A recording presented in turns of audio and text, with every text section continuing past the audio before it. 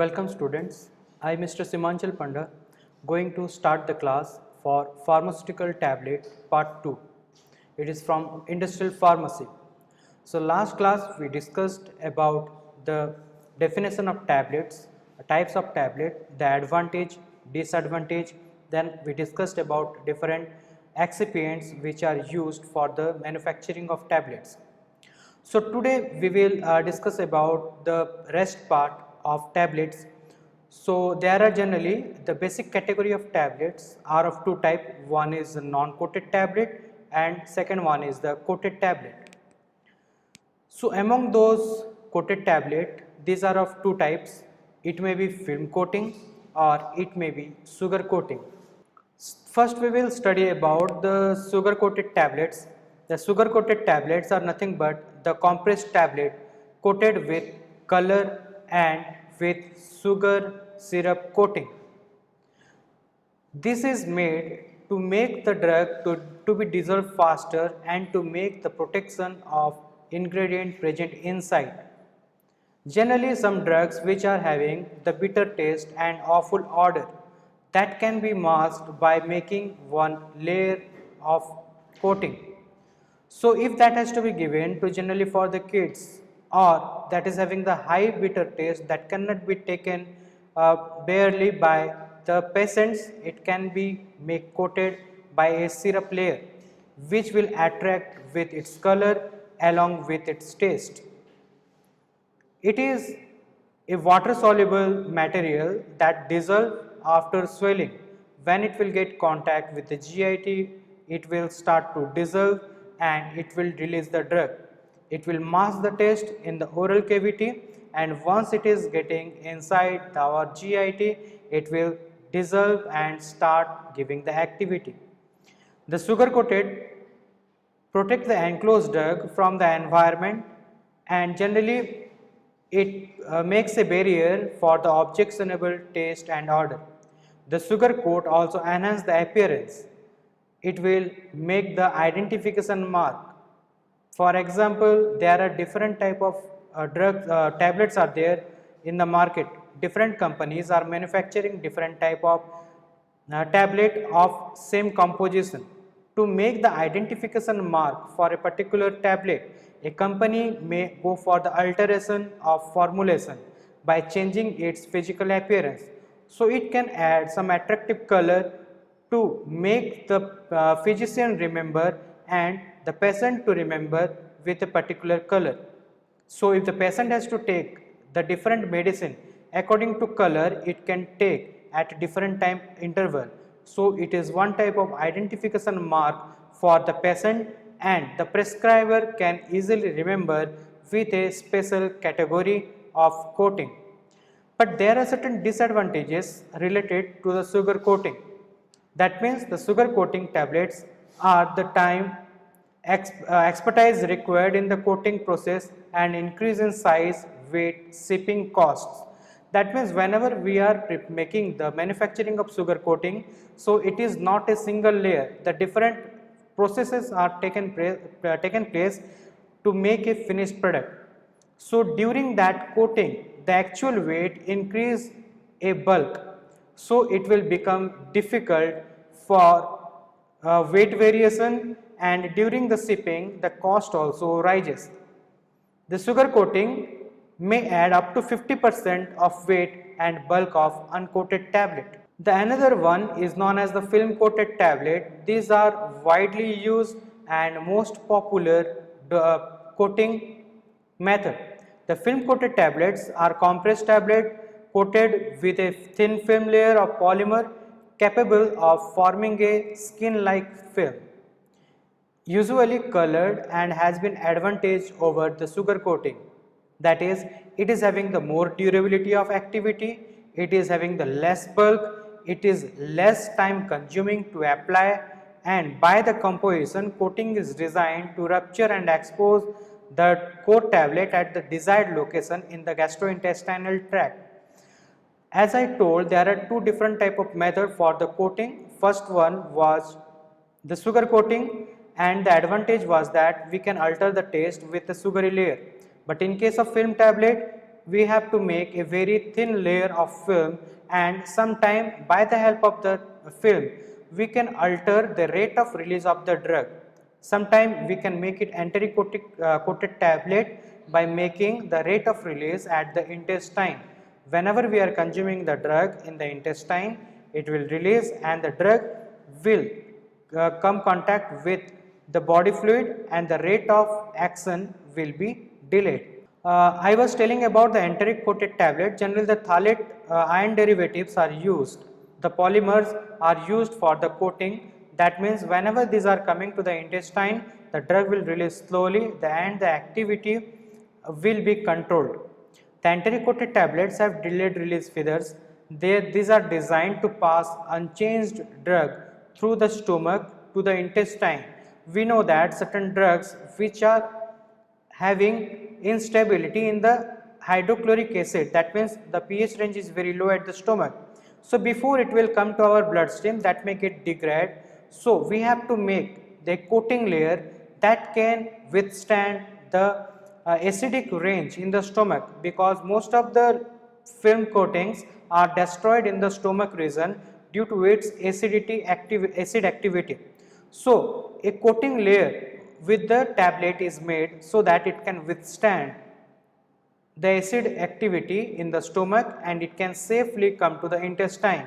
In the intestine, we know that the drug will remain for a long time. It may last from 4 to 12 hours in the intestine.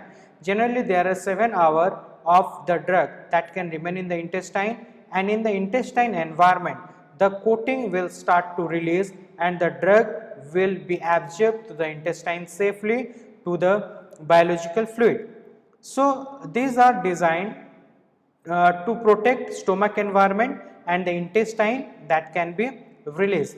It will disintegrate and allow the drug to dissolute absorption in the effect. So there are enteric coating are employed by the following. So when the drug substance is destroyed by the gastric acid, when particularly irritating to the gastric mucosa, the drug is given that has to be absorbed. When bypass of the stomach substantially enhance the drug absorption. We know that the first pass metabolism take place when the drug is not coming directly to the bloodstream and the drug is getting metabolized or destroyed before reaching to systemic circulation. So such type of the drug which are getting degraded at the acidic environment. Secondly, certain drugs are there which are irritating to the mucosa. So that has to be given through the enteric coating so that it cannot irritate the other GIT part. It will come safely to the intestine and it can release the drug slowly. So sometimes we require the bypass of the drug from a different place and it has to be act directly in the intestine. At that time we can make the enteric coated tablets. So another type of tablet is known as the sublingual tablet. That means below the tongue we have to use the tablet and that will dissolve in our saliva pH and it will give the local action. And for example, here we have seen that buccal or sublingual tablets are flat. These are oval tablet intended to be dissolved in the buccal pouch or the beneath the tongue or absorption through the oral mucosa. Here in the according to diagram we can see the drug either can be placed, we can see in between the cheek below the tongue it has been placed, and with the help of the saliva and enzyme it will get degrade and it will give activity within the local range like the buccal cavity or through this respiratory tract or to the heart. It can give release and it will give the immediate effect compared to the conventional dosage forms. So next type is known as the lozenges, or this is known as the troches. So these are the disc like solid dosage form. These are with a flavoring substances and a sugar base. The common example we are taking in the market, these are nothing but the strepsils, Bix. These are the sugar candy layer in which the drugs are incorporated to give the local action. They are intended to be slowly dissolved in the oral cavity, usually for the local effect, although some of formulation systemic absorption. The another type of tablet is known as the chewable tablet. Chewable tablets are used for for any purpose that cannot be swallowed generally by the children or that should not be swallowed. For example, we are taking the antacid of gelusil. This is having the bigger in size, and whenever these are taken, that has to be chewed properly and it can be released slowly to the GIT tract and it will give the effect. So chewable tablets are specially useful for administration of large tablet to children or adult which are facing difficulty during the swelling. It is generally having the fast disintegration period, so that it will dissolve very fast compared to the other dosage form. These are used with a creamy base, usually specially flavored or colored mannitol. Another type of the tablet is known as the effervescent tablet. Effervescent tablet is nothing but whenever we are taking water and we are using the tablet with contact with water, it will start formation of effervescence, and due to the effervescence the activity will become very fast. As it has been stated, we are generally using the different antacids like so it is having the molecule. We can see that either these are present in the tablet form or in the granule form. If those granules are compressed into tablet, then that is known as the effervescent tablet. So it will generally form the bubbles when it get contact with the water, and in the GIT, that gastric fluid, whenever it will get contact, immediately it will form the effervescence or the bubbles, and it will act on the upper part of the fundus where the acidity we are feeling, and it is having lot of irritation, and it will give activity to resolve it. So effervescent tablets are prepared by compressing the granular effervescent salt that release the gas when in contact with water. This tablet generally contain medicinal substance that dissolve rapidly and added to water. The bubble action can assist in breaking of the tablet and enhance the dissolution of active drugs.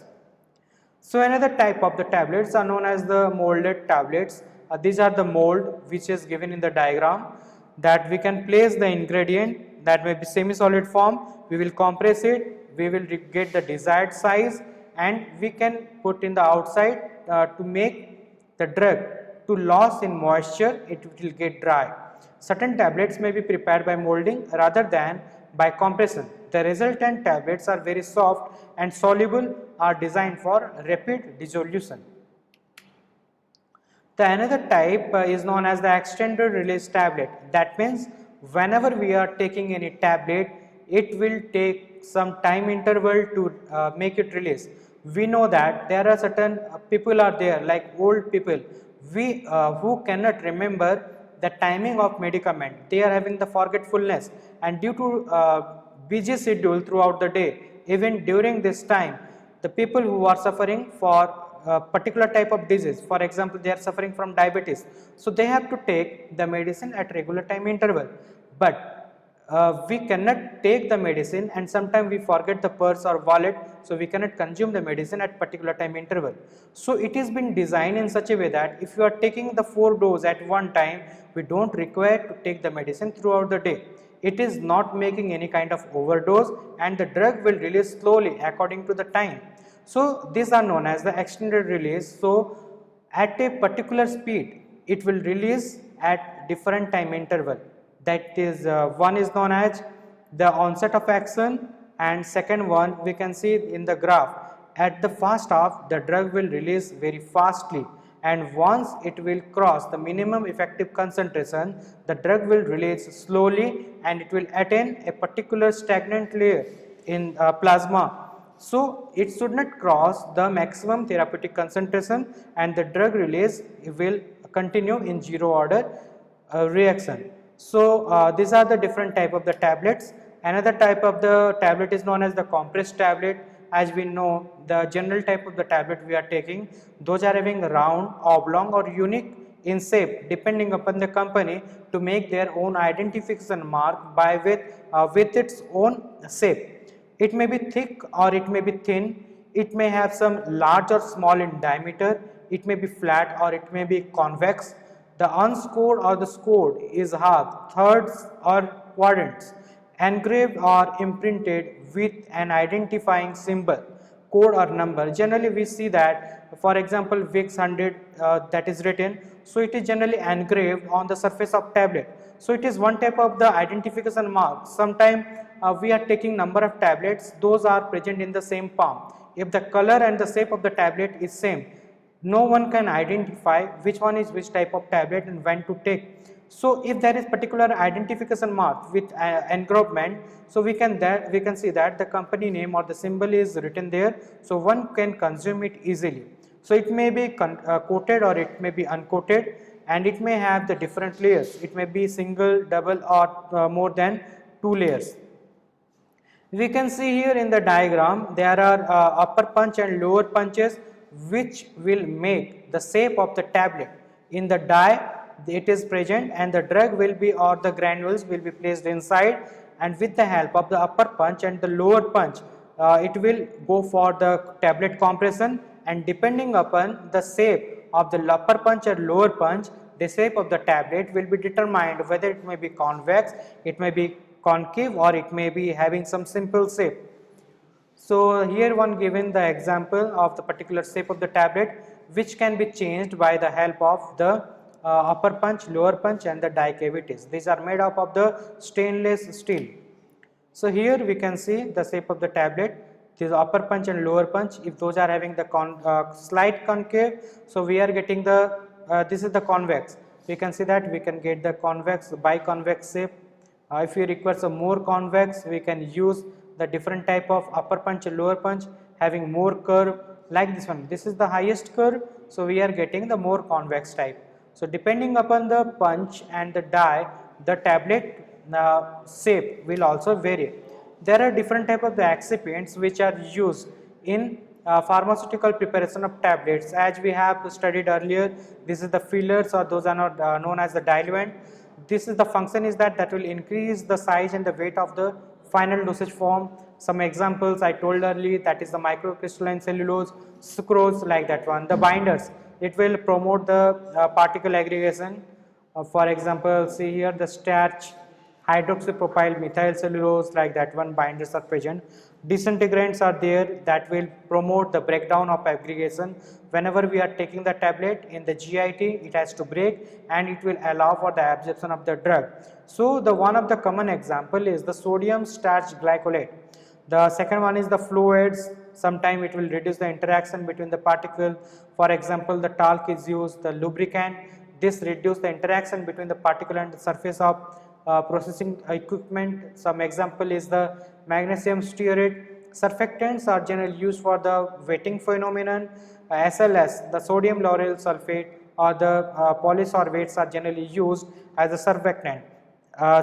Next one is known as the modified release agent. If we have to make the extended drug release, we can add different polymers to give it sustained release effect. That may be HPMC can be used.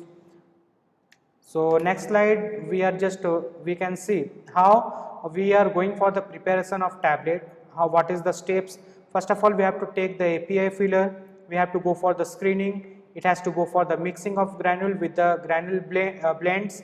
The binders will be added in between the granule during the granulations. Then we will go for the drying. Then we have to calculate the loss on drying. After the loss on drying, we can see that we have to go for the milling, and during the milling we can see we have to add the different disintegrant here, and we have to go for the screening, and from the initial blending we have to go for the mixing. Then we have to add the lubricant during the screening, and final blend has to be collected, and then after we have to go for the compression. Then if we require the film coating, we have to go for the film coating, and during the compression we can go for the different type of the test. For example, weight variation test or hardness test or friability test, that can be studied in the next classes. So we can see that there are different type of film coating materials are used. We can prepare that one, and we have to go for, after complete manufacturing, we have to go for the packaging and labeling. So here we have given one diagrammatic representation how this is going on. The active pharmaceutical ingredient in the drying, it is used. Then after see here we are using the API here. We are going for the milling. The excipients are there. In the excipient we are using by different method, mixing it. Then we are going for the lubrication. Then if it requires, we will go for the direct compression to get the tablet, or if that is a dry granulation method, we don't have to use any kind of solvent. So dry granulation we can use that one, and in the fluidized blade dryer we can get uh, the granules that can be used, that can be go for the compression after lubrication. After the compression we can get the tablet of desired size depending upon the machine, the upper punch, lower punch, and the die we are getting the tablet, and final product we can get it after the processing. So tablet preparation method that we have to study in the next class. This is the basic diagram how we can prepare the tablet. There are generally three methods are there to manufacture the tablet. One is known as the direct compression method, second one is known as the dry granulation, third one known as the wet granulation. So the direct compression we can see it will go for the mixing, we are making mixing and we are preparing the lubricant, and those lubricants are getting mixed here. We can see the drug diluent lubricants, the compression is going on, that will be explained in the next class. So for today this much, and it is very much important this chapter we have to continue for the next class also. Thank you very much.